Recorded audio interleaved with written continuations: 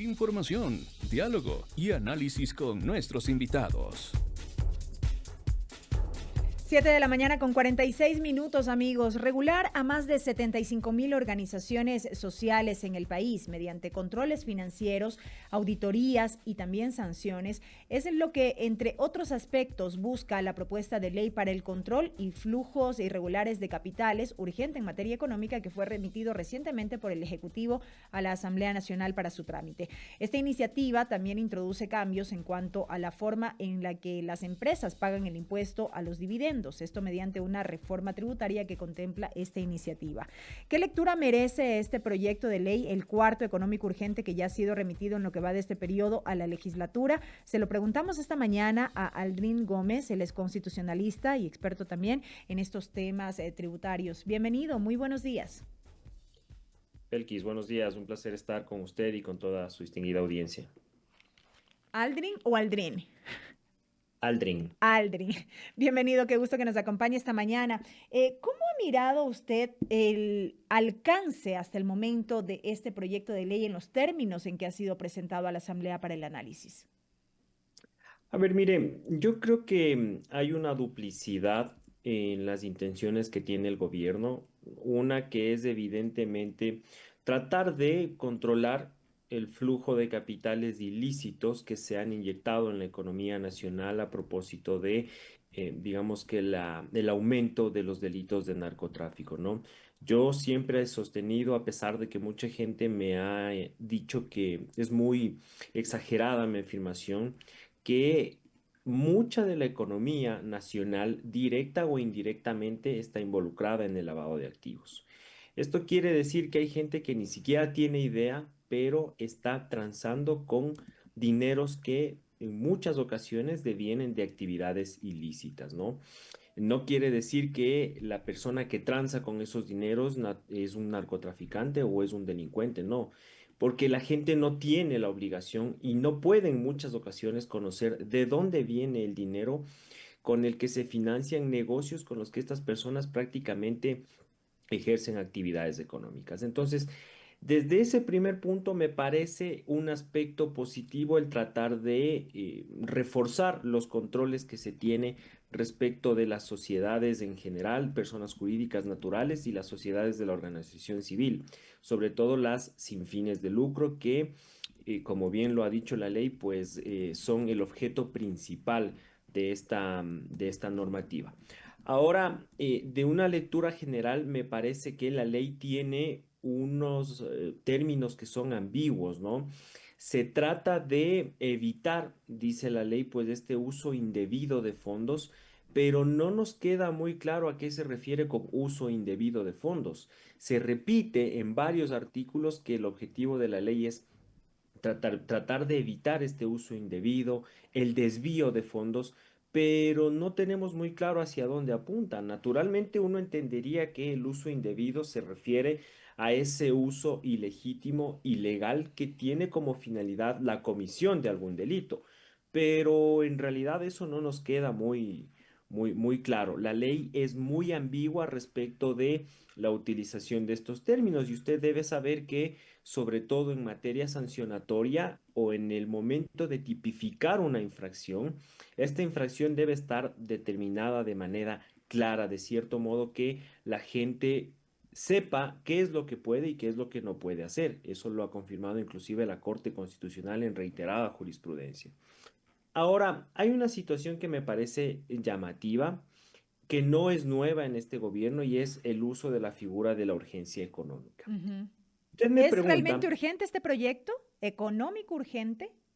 a ver, hay aspectos que son económicos urgentes, como le digo, el hecho de tratar de evitar pues que estos dineros ilícitos sigan siendo inyectados en la economía nacional. Eso definitivamente es un tema de economía urgente. ¿Por qué? Porque lo que pretende una ley de esta naturaleza es tratar de proteger el bien jurídico que se llama el orden económico, ¿no es cierto? Si usted tiene un poderío económico que está inyectando dinero de manera ilícita, eso naturalmente va a afectar a la competencia libre de varios agentes que se encuentran en un mercado. Hay personas que simplemente no pueden competir con esa cantidad de dinero que maneja el narcotráfico. Entonces es una situación urgente. Ahora, las reformas tributarias no necesariamente son de carácter urgente, son económicas, pero no son urgentes, ¿ya? La Corte Constitucional ha definido a la urgencia económica bajo dos aspectos. El primero, que la ley tenga que ver con los aspectos sustantivos de la economía que están reguladas en la Constitución, o dos, que tengan por efectos apalear ciertas circunstancias agravantes que no puedan esperar el trámite ordinario de aprobación de leyes. ¿A qué me refiero específicamente en el aspecto que regula esta ley? Al hecho de que se establece un porcentaje del 12% a los dividendos que no han sido repartidos, dice hasta el 31 de julio del respectivo ejercicio fiscal. Esta no es una norma de carácter urgente y en eso sí tengo que ser muy tajante. De hecho, todo lo contrario. Me parece que de cierto modo estás otra vez metiéndole la mano al bolsillo a la gente. Mire, en el esquema empresarial, en el esquema de actividades económicas, uno debe tener la libertad de saber qué hace con su dinero. Si tú has pagado ya el impuesto a la renta que ya están obligados a pagar las sociedades y las personas naturales y jurídicas, ¿por qué el Estado tiene que cobrarte un 12% adicional si es que tú no entregas de esos dividendos a tus accionistas o a tus socios? ¿No es cierto?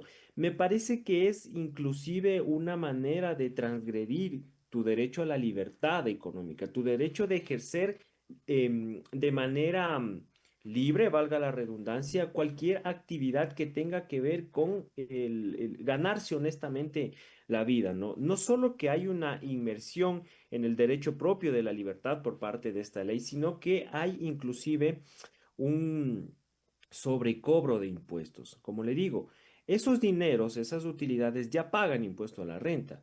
Lo que está haciendo esta ley es ahora imponerles un 12% adicional a esas utilidades o dividendos si es que tú no los repartes conforme lo determina la ley. Entonces, eso evidentemente no es urgente, es una ley de carácter recaudatorio, inminentemente recaudatoria, ¿no? Aldrin, ¿no será que la urgencia de alguna manera estaría dada más bien por lo político que lo económico en sí mismo? Y lo pregunto porque hay una percepción de que se estaría estigmatizando a determinadas organizaciones cuyos representantes inclusive alertan de, al parecer, una intención de desaparecerlas. Totalmente. A ver, mire, yo en algunos momentos previos, en algunas entrevistas, he sostenido, sobre todo desde la Ley de Integridad Pública, y esto se conecta mucho con esta disposición transitoria décima que obliga, por ejemplo, a las cooperativas a transformarse a En, sociedades en bancos. anónimas. Em, Me parece que desde ahí ya existe una intención clara del gobierno de tratar de obligar a que el cooperativismo se pase al régimen ordinario de las sociedades anónimas, que son prácticamente que es el régimen bajo el cual se regula, por ejemplo, los bancos, ¿no? Entonces, con esta ley y con la anterior, me parece que sí hay una intención del gobierno de tratar de limitar el cooperativismo en el país. Mire, yo le explico una cosa y por qué esto no es adecuado. No solo porque la Constitución garantiza este tipo de organizaciones del cooperativismo, ¿no es cierto? Sino que las cooperativas son sociedades sin fines de lucro, ¿no es cierto? La ley, si bien ya dispone que los dividendos o las utilidades que generen las cooperativas que no sean reinvertidas en sus socios o en el negocio propio que ellos manejan, tienen que pagar impuesto a la renta. Eso ya lo dice la ley. Ahora, ¿qué implica el hecho de transformarlas a sociedades anónimas? El hecho de el manejo corporativo, en las cooperativas tú tienes socios, en los bancos tú tienes accionistas, ¿no es cierto? Entonces, naturalmente y evidentemente, no todos los socios, hay cooperativas que manejan 3.000, 4.000, 5.000, hasta 10.000 socios, no todas esas 10.000 personas van a ser accionistas de las sociedades anónimas, porque el modelo, digamos, societario es mucho más complejo. Ujú. Entonces, de tener una participación directa, que es la naturaleza del cooperativismo, van a pasar a ser prácticamente clientes de un banco, con las limitaciones que eso implica. No estoy tratando, y en esto quiero ser muy claro, de criminalizar a los bancos ni de evangelizar a las cooperativas. Es evidente que hay cooperativas que lastimosamente también se prestan para actividades ilícitas, como los bancos también. Hay mucho dinero que pasa por los bancos que es producto del lavado de activos y de eso las autoridades poco o nada nos han dicho. Lo propio sucede con las cooperativas. Ahora, desde el modelo económico y de negocio que persiguen las cooperativas son mucho más cercanas a cierto tipo de negocios, como por ejemplo los negocios agropecuarios, ¿no es cierto? Hay cooperativas que naturalmente entienden, por ejemplo, cuando dan ciertos préstamos a sus socios para, para plantaciones, para cosechar, para, como le digo, la actividad agropecuaria, ellos saben que existen fechas en las que naturalmente los socios no pueden cumplir con sus cuotas, por ejemplo, julio. ¿No es cierto? Ujú. Que es época naturalmente en donde recién se está sembrando las cosas y la gente no está viendo los frutos de la cosecha de esos alimentos o de esos productos. El banco no te entiende ese modelo de negocio. El modelo de negocio que maneja el banco es uno totalmente distinto. Entonces, si tú expulsas al cooperativismo, lo que estás haciendo directamente es dejando prácticamente sin financiamiento a muchos productores de alimentos que necesitan de ese modelo organizacional propio del cooperativismo. Entonces, sí me parece que hay un análisis muy poco técnico respecto de lo que se está haciendo con el cooperativismo, de lo que se está haciendo con, de igual manera, pues las sociedades en general. Aldrin, para finalizar, respecto de este proyecto de ley que ha iniciado su trámite, hay elementos, muy brevemente, hay elementos que todavía estarían a tiempo de ser corregidos como parte del análisis previo que pasa el Pleno. Claro que sí, la Asamblea Nacional puede hacerlo. Por ejemplo, eliminar estas normas tributarias que en mi criterio le quitan totalmente la urgencia económica, que son Ujú. prácticamente dos reformas a la ley de régimen tributario interno. Pero que bien el gobierno podría alegar son, digamos, lo medular o la esencia dentro del contenido.